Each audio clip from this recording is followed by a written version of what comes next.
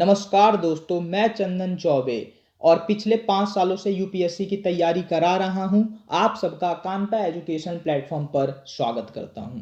दोस्तों, इंडिया में पहली बार होने जा रहा है यूएनएससी का काउंटर टेररिज्म कमेटी की मीटिंग। यूएनएससी सीटीसी 2001 में बनाई गई थी और इंडिया को पहली बार 2022 में इसकी चेयरमैनशिप मिली है। इंडिया काउंटर टेररिज्म कमेटी की मीटिंग को 28 अक्टूबर 2022 को मुंबई में और 29 अक्टूबर 2022 को दिल्ली में होस्ट करेगा। मुंबई को चुना गया है 26/11 अटैक के कारण और इंडिया का वर्ल्ड में अलग ही रुतबा है। इंडिया को ग्लोबल टेरर के खिलाफ एक बहुत बड़ा लड़ाकू माना जा रहा है और इसका जो है दावा वर्ल्ड के यूएनएससी के खुद जो हेड हैं वो करते हैं। अपने इस लेक्चर में मैं आपको बताऊंगा कि ओवरऑल यूएनएससी की काउंटर टेररिज्म कमेटी किन किन बातों पर ध्यान देगी, रिसेंटली जो डेवलपमेंट्स हुए हैं उसने किस तरीके से टेररिज्म को प्रमोट किया है, इसको भी देखेंगे और क्यों आखिर यूएनएससी ठीक से काम नहीं कर पाता इसे भी समझेंगे।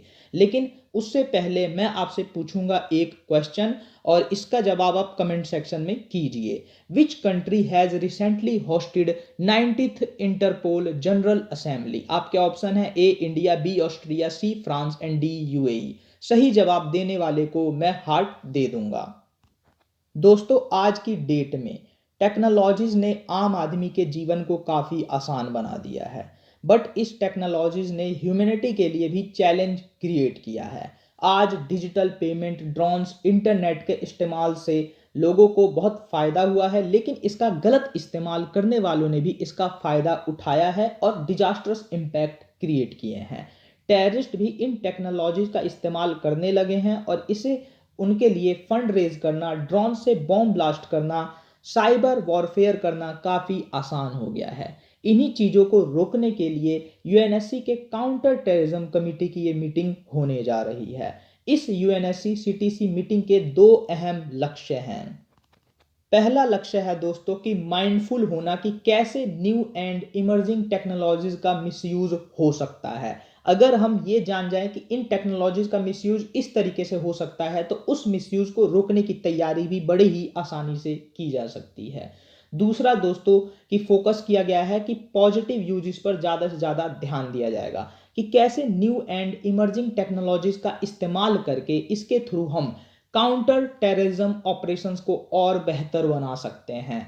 तो यहाँ पर दोनों ही बातों पर ध्यान दिया जाएगा। साथ ही दोस्तों, ड्रोन्स को मिसयूज कर टेररिस्ट बॉम्ब ब्लास्ट या किसी दूसरे तरीके से कई तरीके के गलत गतिविधियों को अंजाम दे सकते हैं। तो ऐसा ना हो पाए, इसको रोकने के लिए क्या किया जाए, इस पर भी डिस्कशन होगा और इसके रिगार्डिंग इंपॉर्टेंट स्टेप्स लिए जाएंगे। और सबसे मेन दोस्तों ये है कि टेरर फाइनेंसिंग को रोकना। तो ये जो है इस मीटिंग का अहम मुद्दा है कि टेरर फाइनेंसिंग को कैसे रोका जाए आज के डिजिटल एज में। और अगर इस प्रॉब्लम को हम इजीली टैकल कर लेते हैं then terrorism will be also wiped out. इसके अलावा दोस्तों, इंडिया ये भी मुद्दा रेज कर सकता है कि रिसेंटली इंडिया जो है पाकिस्तान को एफएटीएफ की ग्रे लिस्ट से बाहर देख चुका है। तो इंडिया यहाँ पर चाहेगा कि इस मुद्दे को भी उठाया जाए और पाकिस्तान को टेरर रोकने के लिए कहा जाए। हमें एज अ सिटीजन ये देखने की जरूरत है कि क्या इंडिया चाइना को यूएनएससी में जो वीटो लगा देता है उस मुद्दे को उठाएगा या नहीं, क्योंकि चाइना ऐसा पिछले 4 महीनों में 5 बार कर चुका है। और यहाँ पर मेरा मानना यह है कि इंडिया को चाइना को भी आईना दिखाने की जरूरत है। इसके अलावा दोस्तों मैं आपको ये बता दूं कि यूएनएससी जो है वो ठीक से काम इसलिए नहीं कर पाता क्योंकि यूएनएससी जो है वो टेरर को रोकने की बजाय जियो स्ट्रेटेजिक अलायंसेस पर ज़्यादा ध्यान देता है। जैसे दोस्तों, यूएसए की हेल्प से Pakistan is now out of grey list of FATF. तो यहाँ पर देखिए दोस्तों, ईरान पर यूएसए ने सैंक्शन लगा रखे हैं, उसको टेररिस्ट कंट्री घोषित कर रखा है, बट पाकिस्तान ऐसी गतिविधियां करता है, उसके बावजूद भी पाकिस्तान को ग्रे लिस्ट से बाहर निकालने में हेल्प करता है यूएसए।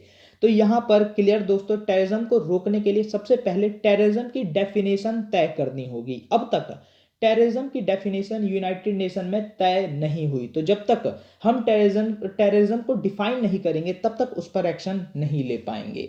और दोस्तों ये बता दूं मैं आपको कि यूएनएससी में जब तक प्रॉपर रिफॉर्म्स नहीं हो जाते, यूएनएससी में सबकी वोटिंग को बराबर ना कर दिया जाए या कुछ और मेंबर्स को जैसे इंडिया को है इसमें परमानेंट मेंबरशिप ना मिले, तब तक यूएनएससी प्रॉपर काम नहीं कर पाएगा। अब लौटते हैं अपने क्वेश्चन पर। तो दोस्तों आपका क्वेश्चन है which country has recently hosted 90th Interpol general assembly. तो इसका आंसर है दोस्तों ऑप्शन ए, इंडिया। और आप यहां पर इस आर्टिकल को देख सकते हैं, PM's Modi speech at 90th Interpol general assembly.